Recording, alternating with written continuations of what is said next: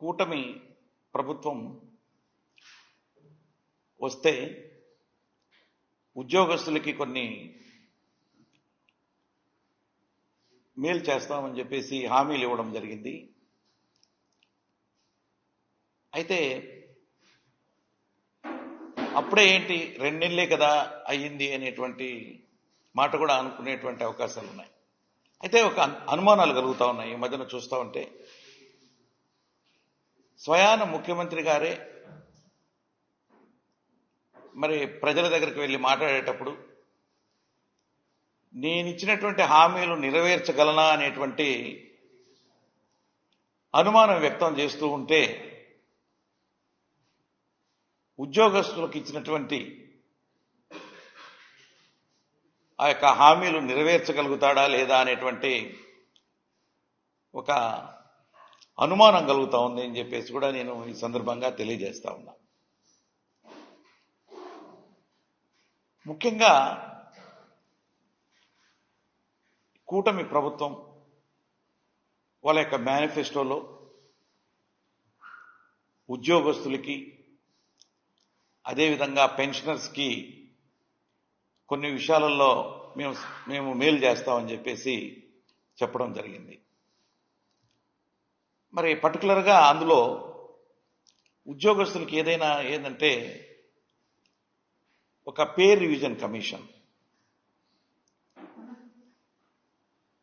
మేము వస్తే మధ్యంతర భృతిని ఇమీడియట్గా ఇస్తాము అని చెప్పేసి ఈనాటి ముఖ్యమంత్రి గారు మరి మేనిఫెస్టోలో చెప్పడం జరిగింది. మరి దాదాపు ప్రభుత్వం ఏర్పడి కూడా 2 నెలలు కావస్తా ఉంది. మరి ఉద్యోగస్తులు ఎదురు చూస్తూ ఉన్నారు. ఎందుకంటే ఇంతకుముందు మరి ప్రభుత్వం జగన్మోహన్ రెడ్డి గారి ప్రభుత్వం కూడా అప్పుడు మేము వస్తే వచ్చిన వెంటనే ఐఆర్ ఇస్తామన్నారు. తదనుగుణంగానే జగన్మోహన్ రెడ్డి గారు వచ్చిన తర్వాత 27% మధ్యంతర భృతిని ఉద్యోగస్తులకి పెన్షనర్స్కి మరి ఇవ్వడం జరిగింది. అలాగే ఈసారి కూడా ఈ ముఖ్యమంత్రి గారు కూడా మేము గెలిచిన తర్వాత ఇమ్మీడియట్గా మరి మధ్యంతర భృతి ఇస్తాము అని చెప్పేసి అనౌన్స్ చేసిన దరిమిలా మరి ఉద్యోగస్తులు ఎదురు చూస్తున్నారు. ఎందుకంటే మామూలుగా వృద్ధులకి ఇచ్చేటువంటి ఏదైతే పెన్షన్ ఉందో అది 4,000కు పెంచిన తర్వాత ఇమీడియట్గా ఇస్తామని చెప్పేసి అరియర్స్తో దాన్ని ఏప్రిల్ నుంచి కూడా ఇచ్చినటువంటి సంఘటన కూడా చూసాం. అయితే అదేవిధంగా మా పెన్షనర్స్ ఉద్యోగస్తుల్లో ఉండేటువంటి పెన్షనర్స్ కూడా ఎదురు చూస్తూ ఉన్నారు. ఎందుకంటే నేను ఎన్జిఓ సంఘానికి రాష్ట్ర అధ్యక్షుడిగా పనిచేశాను. అదేవిధంగా మరి ప్రభుత్వ సలహాదారులు ఉద్యోగ సంక్షేమంగా పనిచేశాను. ఈనాడు మరి అఖిల భారత రాష్ట్ర ప్రభుత్వ పెన్షనర్ల అసోసియేషన్ కూడా వైస్ ప్రెసిడెంట్గా కొనసాగుతూ ఉన్నా. మా పెన్షనర్స్ అంతా అడుగుతూ ఉన్నారు, ఏంటంటే మనకి ఈ ఐఆర్ ఇస్తానన్నాడు కదా ఆయన వచ్చిన వెంటనే, మరి ఆ ప్రభుత్వం అప్పుడు ఇచ్చింది కదా ఇప్పుడు ఇవ్వట్లేదు అని చెప్పేసి కూడా అడుగుతా ఉన్నారు. దాన్ని తక్షణమే మరి ఆ యొక్క మధ్యంతర భృతిని ఉద్యోగస్తులకి పెన్షనర్స్కి మరి ఇవ్వాలి అని చెప్పేసి కూడా నేను ఈ సందర్భంగా మరి ముఖ్యమంత్రి గారిని కూడా కోరుతున్నా. మరి అదేవిధంగా మరి ఈ యొక్క ఐఆర్తో పాటు రాష్ట్రంలో పనిచేస్తున్నటువంటి ఉద్యోగస్తులైతేనేంటి పెన్షనర్స్కి రావాల్సినటువంటి బకాయిలు చాలా ఉన్నాయి. మరి అవి మేము ప్రభుత్వం వచ్చిన తర్వాతనే అవన్నీ కూడా మీకు ఇమీడియట్గా మేము ఇస్తాము అని చెప్పేసి కూడా చెప్పడం జరిగింది. దాంట్లో మెయిన్గా ఉద్యోగస్తులకు రావాల్సినటువంటి జీపీఎఫ్ అయితేనేంటి, ఏపీజీఎల్ అయితేనేంటి, ఎన్కాష్మెంట్ ఆఫ్ అర్న్డ్ లీవ్ అయితేనేంటి, పిఆర్సీ లాస్ట్ పిఆర్సీ అరియర్స్ అయితేనేంటి, మెడికల్ రియంబర్స్మెంట్ అయితేనేంటి, ఇవన్నీ కూడా ఉద్యోగస్తులకు రావాలి. రిటైర్ అయినటువంటి పెన్షనర్స్ కూడా మరి పెన్షనరీ బెనిఫిట్స్ కూడా మరి వాళ్ళకి రావాల్సినటువంటి అవసరం ఉంది. ఇవన్నీ కూడా మా ప్రభుత్వం వస్తే ఇస్తాము, ఇమీడియట్గా ఇస్తామని చెప్పారు. అవి కూడా ఇంతవరకు ఉద్యోగస్తులు ఎదురు చూస్తూ ఉన్నారు.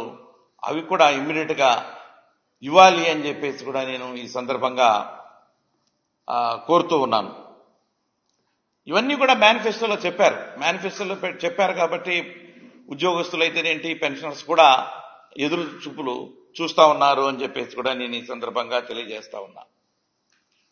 అదేవిధంగా మరి ఈ వాలంటరీ వ్యవస్థ, మేము వస్తే వాలంటీర్స్కి 5,000 నుంచి 10,000కు చేస్తాం అని చెప్పి ప్రకటించడం, మరి ఈనాడు ఆ యొక్క వాలంటరీ వ్యవస్థ అనేది ఒక అగమ్య గోచరంగా ఉన్నది అని చెప్పేసి కూడా నేను ఈ సందర్భంగా తెలియజేస్తా ఉన్నా.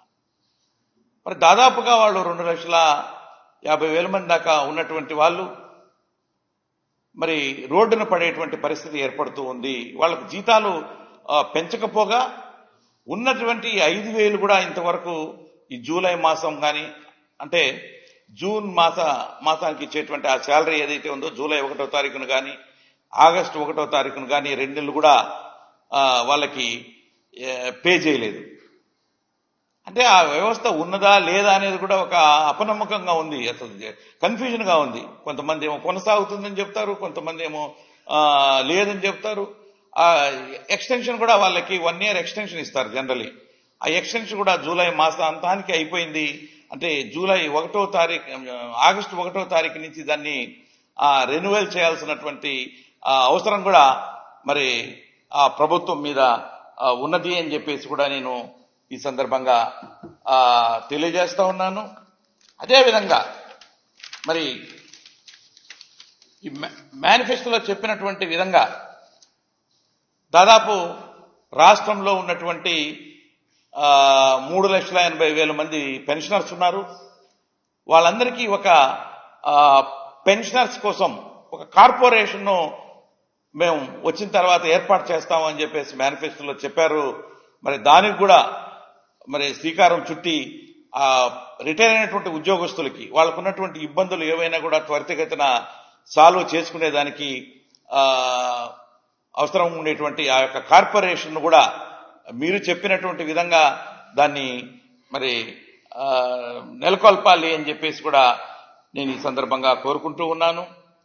అదేవిధంగా మరి రాష్ట్రంలో పనిచేస్తున్నటువంటి ఉద్యోగస్తుల్లో దాదాపు కొత్తగా అపాయింట్ అయినటువంటి ఈ యొక్క గ్రామ సచివాలయంలో పనిచేస్తున్నటువంటి 1,20,000 ఉద్యోగస్తులతో పాటు అంతకుముందు ఎక్కువ మంది టీచర్స్ కానీ కొంత పోలీసులో ఉన్నటువంటి వాళ్ళు కూడా ఒక 2.5 lakh 3 lakh ఎంప్లాయీస్ దాకా ఈ సిపిఎస్ కిందకి వస్తారు. వాళ్ళంతా కూడా ఇంతకు ముందు ఉన్నటువంటి ప్రభుత్వంలో కూడా దీని మీద డిస్కషన్స్ జరిగాయి. మరి సిపిఎస్ను రద్దు చేయమని చెప్పి ఆ ఉద్యోగ వర్గాలన్నీ కూడా అడుగుతూ ఉన్నాయి, ఉద్యోగ సంఘాలు కూడా అడిగాయి. అయితే ఆనాడు ఉన్నటువంటి ప్రభుత్వం సిపిఎస్ను రద్దు చేయలేము, ఒక జిపిఎస్ విధానాన్ని తీసుకొస్తాము అని చెప్పి ఉద్యోగ సంఘ నాయకులతో దప్పదప్పాలుగా జరిగినటువంటి జాయింట్ స్టాఫ్ కౌన్సిల్ మీటింగ్స్ లో కూడా తెలియజేసి మరి రిటైర్ అయ్యే నాటికి వచ్చేటువంటి ఆ యొక్క శాలరీలో ఒక సగభాగం ఇస్తూ దాని మీద డిఆర్ కూడా డిఎన్ఎస్ అలవెన్స్ కూడా ఆ యొక్క రిటైర్ అయినటువంటి సిపిఎస్ ఉద్యోగస్తులకి వచ్చేదానికి అవకాశం ఉంటుంది. కాబట్టి ఒక జిపిఎస్ స్కీమ్ని తీసుకొస్తే బాగుంటుంది. దాంట్లో రాంది ఏంటంటే పిఆర్సీ రాదు, అలాగే 10% ఏదైతే ఉందో మరి మనం కట్టాల్సినటువంటి ఆ యొక్క కంట్రిబ్యూషన్ కూడా కట్టాల్సినటువంటి అవసరం ఉంటుంది. ఈ రెండు తప్ప మిగతా అన్నీ కూడా ఓల్డ్ పెన్షన్స్కి ఏ విధంగా ఓల్డ్ పెన్షన్ స్కీమ్లో ఉన్నాయో ఆ విధంగానే ఈ జీపీఎస్లో కూడా ఉంటాయి. అయితే దాని మీద కూడా దాన్ని పునఃసమీక్షించి సిపిఎస్ను జీపీఎస్ను ఒక ఆమోదయోగమైనటువంటి పెన్షన్ స్కీమ్ను తీసుకొస్తాము అని చెప్పేసి కూడా మీరు మేనిఫెస్టోలో పెట్టడం జరిగింది.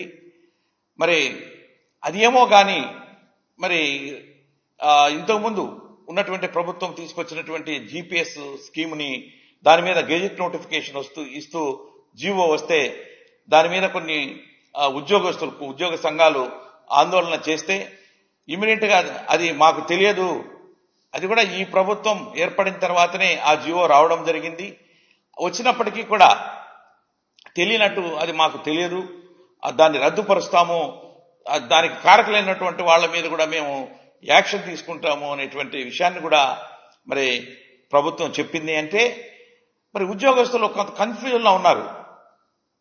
మీరు రద్దు చేశారు, బాగానే ఉంది, జీపీఎస్ దాని మీద ఇచ్చినటువంటి గెజిట్ నోటిఫికేషన్ మీద వచ్చినటువంటి ఆ జీవోని రద్దు చేసినట్టుగా చెబుతూ ఉన్నారు.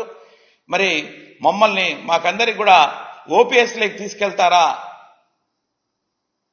అనేటువంటి క్వశ్చన్ మార్క్ అక్కడ ఉన్నది.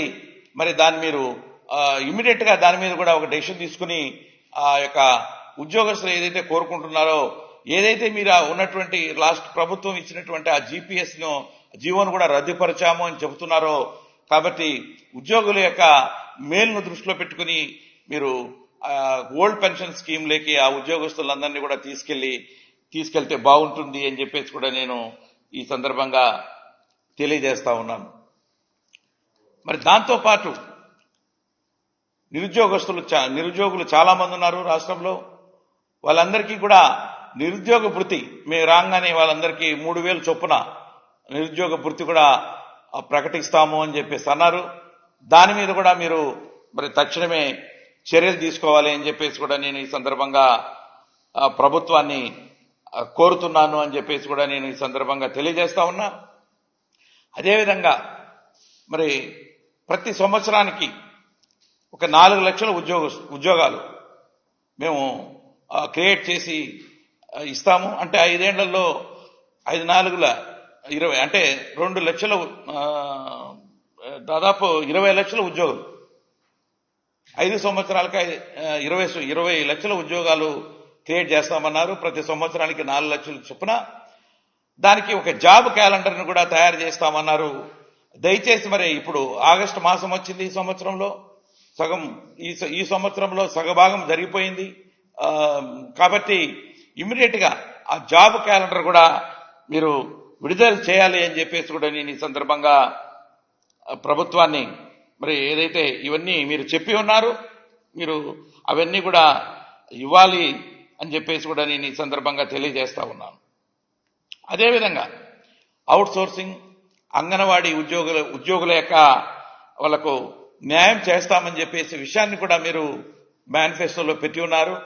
అయితే దానికి విరుద్ధంగా ఈ చిన్న తరగతి ఉద్యోగస్తులు, అంగన్వాడీలు కానీ, మెప్మా ఉద్యోగస్తులు కానీ, ఫీల్డ్ అసిస్టెంట్లు కానీ, వీళ్ళందరినీ కూడా మరి చాలా దగ్గరలో ప్రభుత్వం కొంత ఇబ్బందులకు గురి చేస్తూ ఉన్నది అని చెప్పేసి వాళ్ళు భయపడి ఆత్మాహుతులు చేసుకునేటువంటి పరిస్థితులు కూడా కొన్ని ఏరియాలలో ఉన్నాయని చెప్పేసి మా దృష్టికి వస్తూ ఉన్నాయి.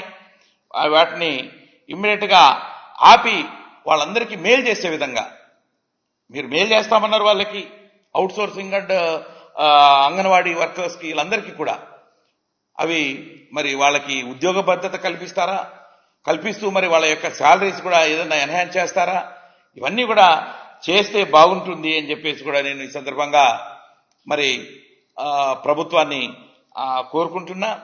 అదేవిధంగా ఈ రాష్ట్రంలో పనిచేస్తున్నటువంటి దాదాపుగా 20 సంవత్సరాలు పైగా పనిచేస్తున్నటువంటి కాంట్రాక్ట్ ఉద్యోగస్తుల వ్యవస్థ, ఆ కాంట్రాక్ట్ ఉద్యోగస్తుల్ని మరి ఇంతకు ముందు ఉన్నటువంటి ప్రభుత్వం రెగ్యులరైజ్ చేయాలి అని చెప్పి ఒక మంచి ఉద్దేశంతో దాన్ని మొదలుపెట్టి దాదాపు ఒక 10,700 మంది ఉద్యోగస్తుల్ని రెగ్యులరైజ్ చేయాలి అన్ని శాఖలలో అని చెప్పేసి ఒక ఐడెంటిఫై చేసి అవన్నీ లిస్టులు ప్రిపేర్ చేసి మరి ఒక సిస్టమేటిక్ గా ఒక ప్రాతిపదికన దాదాపుగా 4,000కు పైగా ఉద్యోగస్తుల్ని రెగ్యులరైజ్ చేశారు. ఈ లోపల ఎన్నికల కోడ్ రావడం మూలాన మిగిలిన వాళ్ళను అంటే దాదాపు ఒక 7,000 మంది దాకా వాళ్ళ రెగ్యులరైజేషన్ కూడా ప్రక్రియ ఆగిపోయి ఉన్నాయి. ఒక వివిధ స్టేజ్లో వాళ్ళందరూ కూడా ఎలిజిబిలిటీ ఉండేవాళ్ళు. సిస్టమేటిక్ గా ఎవరైతే ఎలిజిబిలిటీ ఉన్నారో వాళ్ళందరినీ కూడా మీరు రెగ్యులరైజ్ చేయాలి. ఏదైతే మొన్న 4,000 మందిని చేశారో అదే విధంగా వాళ్ళందరినీ కూడా చెయ్యాలి అని చెప్పేసి కూడా నేను ఈ సందర్భంగా కొత్త ప్రభుత్వాన్ని కోరుకుంటున్నా. అయితే ఉద్యోగస్తులు అనేవాళ్ళు ఎక్కడైనా కూడా నేను ఇంతకు ముందు కూడా చెప్పాను, మరి చాలా ప్రభుత్వాలు చూశాను. అందులో ఏ ప్రభుత్వం వచ్చినా కూడా ప్రభుత్వ ఉద్యోగే. అయితే మీరు వాళ్ళకి అనుకూలంగా చేశారు, వీళ్ళకి అనుకూలంగా చేశారు అన్ని వాళ్ళని నానా ఇబ్బందులు పెట్టడం, కొంతమందిని అనవసరంగా ట్రాన్స్ఫర్ చేయడం, కొంతమంది పోస్టింగ్ ఇవ్వకుండా పక్కన పెట్టడం కూడా జరుగుతూ ఉంది. అది మంచి పద్ధతి కాదు. ఉద్యోగి అనేటోడు పైన ఉద్యోగి గవర్నమెంట్ రూల్స్ ప్రకారంగా ఒక సిస్టమేటిక్ గా ఉద్యోగికి కొన్ని నియమ నిబంధనలు ఉంటాయి. ఆ నియమ నిబంధనల ప్రకారంగా ఆ ఉద్యోగి పనిచేయాల్సినటువంటి అవసరం ఉంటుంది. ఆయా కార్యాలయాల్లో వాళ్ళు సిస్టమేటిక్ గా ఆ రూల్స్ ప్రకారంగానే పనిచేస్తారు తప్ప మీరు అనుకున్నట్టుగా వేరే విధంగా ఏదో మరి వాళ్ళైతే చేసి ఉండరు. కాబట్టి మీరు ఆ దృక్పథంతో ఆలోచించి ఉద్యోగస్తులందరినీ కూడా వాళ్ళ యొక్క ఏదైతే ఉద్యోగ ధర్మం వాళ్ళ యొక్క చేయాల్సినటువంటి ఆ విధులు నిర్వర్తించేదానికి మీరు సహకరించి వాళ్ళందరినీ కూడా సిస్టమేటిక్ గా దీంట్లో చూడాలి అని చెప్పేసి కూడా నేను ఈ సందర్భంగా తెలియజేస్తున్నా. అయితే మరి ఏ ప్రభుత్వంలో అయినా ఉద్యోగస్తులుగా అంటే మంచి చెడ్డ అనేది ఉంటుంది. ఉద్యోగస్తులకి మంచి చేస్తే ప్రభుత్వం మంచి అంటారు, లేకపోతే వ్యతిరేకంగా మాట్లాడుతూ ఉంటారు. అయితే మరి ఇంతకుముందు ఉన్నటువంటి ప్రభుత్వం కూడా చాలా మంచి విషయాలు చేసింది ఉద్యోగస్తులకి. ఎక్కడా లేనటువంటి విధంగా ఈ రాష్ట్రంలో మరి ఆర్టీసీని ప్రభుత్వంలో విలీనం చేయడం జరిగింది. అదేవిధంగా ఏ రాష్ట్రంలో కూడా లేదు. పదవీ విరమణ వయసు 60 సంవత్సరాల నుంచి 62 సంవత్సరాలకు పెంచినటువంటి సంఘటనలు కూడా ఇలాగా చాలా ఉన్నాయి. మహిళా ఉద్యోగులకి 2 నెలల నుంచి 6 నెలల వరకు చైల్డ్ కేర్ లీవ్ కూడా ఇవ్వడం జరిగింది. అదేవిధంగా వైద్య విధాన పరిషత్లో పనిచేస్తున్నటువంటి ఎంతో కాలం నుంచి వాళ్ళు 010కి నోచుకోకుండా అది గవర్నమెంట్ ఆర్గనైజేషన్ అయినప్పటికీ కూడా ఒక ప్రైవేట్ లాగా ట్రీట్ చేస్తుండే వాళ్ళు దాన్ని కూడా 01 శాలరీస్ కిందకి తీసుకొచ్చి ఒక ప్రభుత్వ సంస్థలాగా తీసుకొచ్చినటువంటి ఇది కూడా లాస్ట్ ప్రభుత్వానికి చేసింది. అలాగే కాంట్రాక్ట్ ఉద్యోగస్తులు రెగ్యులరైజ్ చేసే ప్రక్రియ మొదలెట్టి కొంత 4,000 పైగా వాళ్ళందరినీ కూడా రెగ్యులరైజ్ చేసింది. అదేవిధంగా మరి దాదాపు 17 మెడికల్ కాలేజీలు తీసుకురావడం, దాదాపు 2,40,000 మంది రెగ్యులర్గా ఉద్యోగస్తులను కూడా నింపడం,